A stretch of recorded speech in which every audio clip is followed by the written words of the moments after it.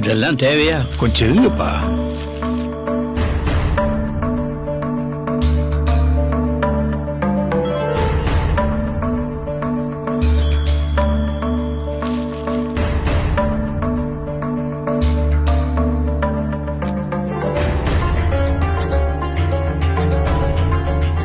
ஐயா, எங்க 2 பொண்ணுங்க ஜாதகத்தையும் நீங்க நல்லா பாத்துட்டீங்க.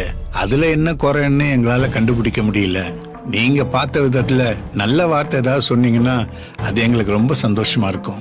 பெரிய இடத்துல கல்யாணம் ஆகியும் நல்ல புருஷங்க அமைஞ்சும் சரியா வாழ முடியாம கஷ்டப்படுறாங்க. பெரியவங்க எங்களால இங்க இருந்து ஒண்ணும் பண்ண முடியல. நிறைய சிக்கல்கள் வந்துருச்சு. பார்க்க போக முடியாத சூழ்நிலையில இப்ப நாங்க இருக்கோம்.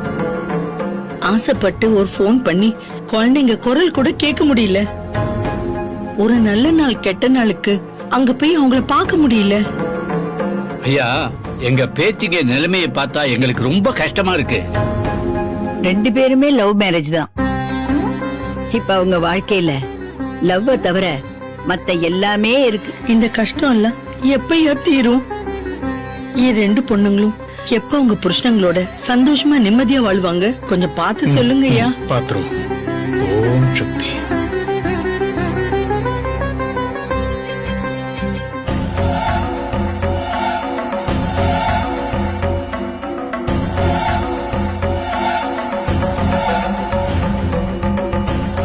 சோழி கணக்கு சரியில்லையம்மா. மறுபடியும் போட்டு பாருங்க. பல அட்டம்ப்டுக்கு பிறகுதானே பாஸ் பண்ண முடியும். ஐயா, அதெல்லாம் இதுல முடியுங்களா? கொஞ்சம் சும்மா ஓய். நீங்க பார்த்து சொல்லுங்க ஐயா. எல்லா வசதியும் இருந்தோ அவங்க வாழ்க்கை சந்தோஷப்படுற மாதிரி இருக்காது. கொஞ்ச நாளைக்கு கஷ்டகாலம் தான். என்ன இப்படி சொல்றீங்க? ஏதோ நம்பிக்கையா 4 வார்த்தை நல்லது சொல்லுவீங்கன்னு பார்த்தா. ஐயா, உண்மைய சொல்றேன். அவங்க 2 பேர் வாழ்க்கையிலயும் எப்ப வேணாலும் எது வேணாலும் நடக்கலாம். நாம எதுக்கும் தயாரா இருக்க வேண்டியதுதான். நல்லது நடக்குமா கெட்டது நடக்குமா? நல்லதும் நடக்கலாம், கெட்டதும் நடக்கலாம். ஐயா இருடா. ஐயா, மதில் மேல பூனை மாதிரி சொல்றீங்க.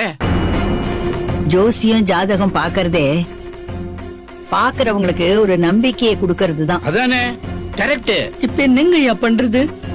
நீங்க தான் இதுக்கு ஒரு பரிகாரம் சொல்லணும். பரிகாரம் இருக்குமா?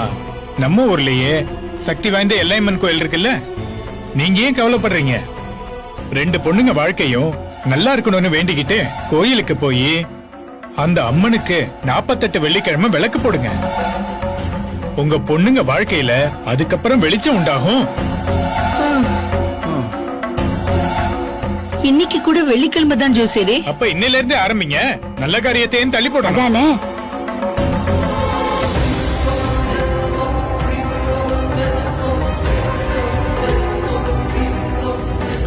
நேரா கல்லிடைக்குறிச்சி எல்லையம்மன் கோயிலுக்கு தான்ப்பா போனோம்.